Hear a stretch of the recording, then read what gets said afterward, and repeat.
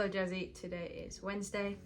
As I already showed you, I was doodling and sketching Doctor Who tattoo ideas because I was very obsessed with the Ninth Doctor, and I kept thinking there's no way I was gonna get a Doctor Who tattoo. But you know what? There are tattoos that I would really want to get, and I will get them once I sort of get my mother's on board. So the segment of this video is called Tattoos and why Hannah is getting them. Okay, the first tattoo, which also explained why as a nearly 20 years old, I still require my mother's approval and collaboration. It is a quote that said, "Love is sunlight, love is water. The tighter you hold it, the faster it slips away." This quote is going to be in Vietnamese and it's going to be in my mother's handwriting.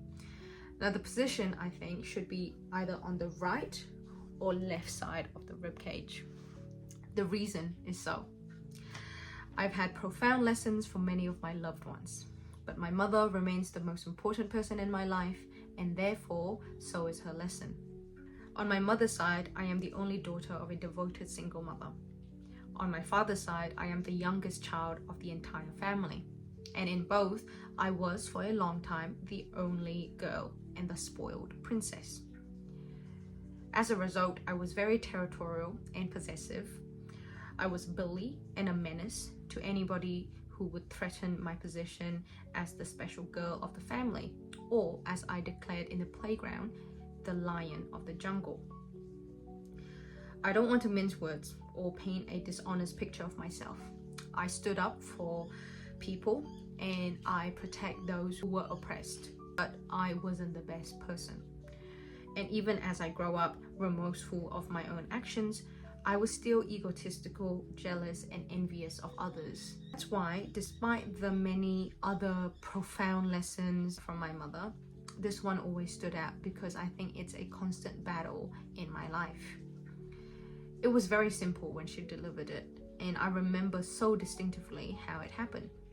We were sitting side by side in a chair on the balcony of our apartment, wrapped tightly in blankets and looking out to Kings Park. It was the usual deep and intimate daughter-mother chat where I expressed my morals at my future. Tyson, a very naughty troublemaker in the class, was also an incredibly smart boy who didn't need to study but excelled in every test at school. He was one of the many other boys who had the same talent.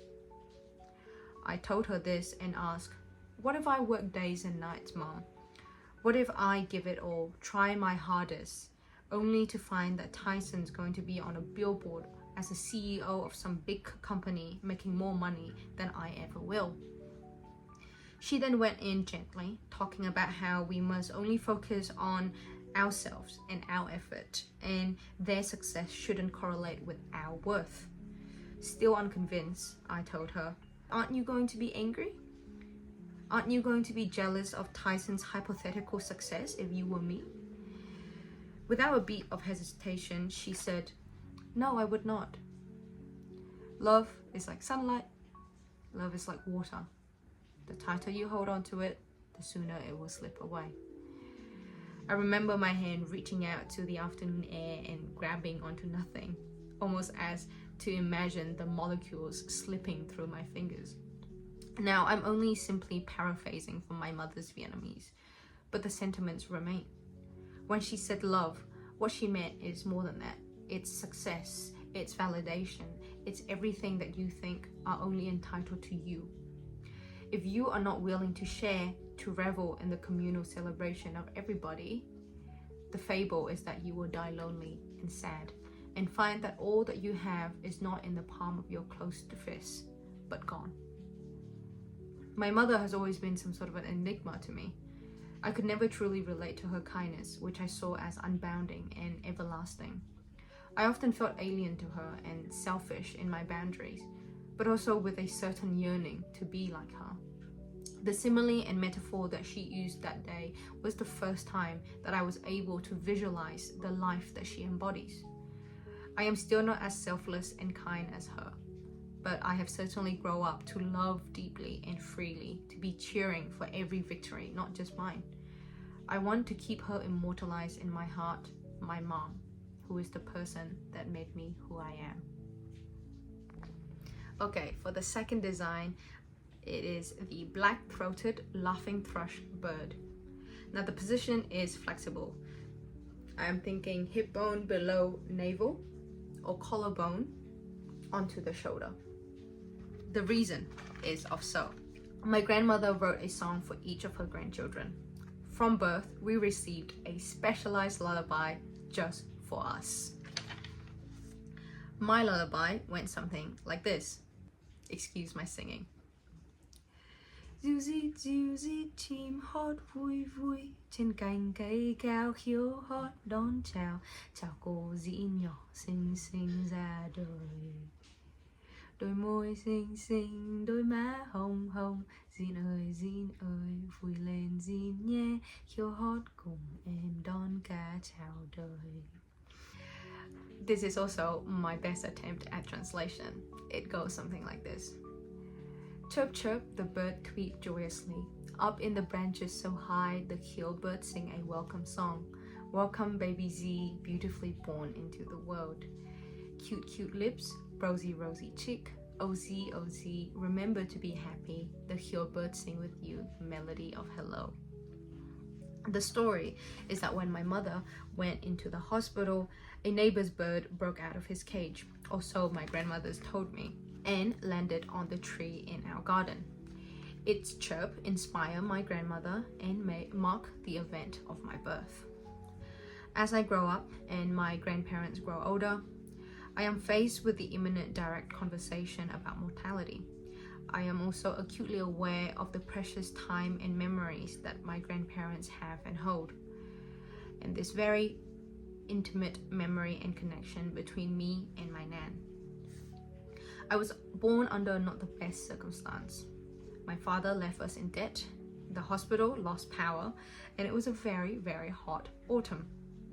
But just like life, no matter the obstacles, I was always surrounded by love. So much love. And this lullaby, which is also a lesson from my nan, is a reminder of that happiness, of that connection to nature, and the understanding that the world is saying hello to me every day. It's also very important to me that these tattoos I attribute to the woman in my life, my mother and grandmother. Lastly, but also very hilariously, and a very big reason why I wanted this bird is because while I was searching for my tattoo inspiration, I found out the English name of this bird. The black-throated laughing thrush is also a songbird from the family of Old World babbler. It has on a very vintage-looking coat of feathers, known for singing / babbling incessantly and loudly to flaunt its beautiful voice and impress the ladies. I believe that nothing could have described me better. Lastly, tattoo number 3 is an abstract river stream of blue and gold. The position, very clearly, on the spine. The reason. In the Asian 5 elements, metal, wood, water, fire, and earth, I am water. Not just any water, I am the water trickle from the river. There's something poetic about it. The flow of the river, the flexibility, the undercurrent power. It doesn't matter if there's a rock, pebble, or mountain, I will keep on flowing and life will keep on going. In the Western astrology, I am Leo, a fixed fire sign with a lion symbol representing the sun. I carry very much of that essence, which I refer to as the fiery soul of a Leo.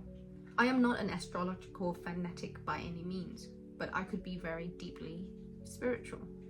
Which is why I think, just like the mix of my Asian and Western identities, it is potent to recognize the two energies within me. I am vibrant, passionate, enthusiastic, outgoing, outspoken, dramatic with a temper. I am also deeply reflective, thoughtful, creative, empathetic, sensitive, and adaptable. I am the river and the sun. It is intertwined, and one cannot live without the other.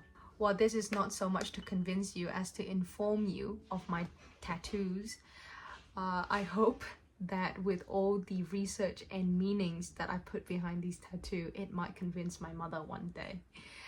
Jazzy, I will see you when I see you.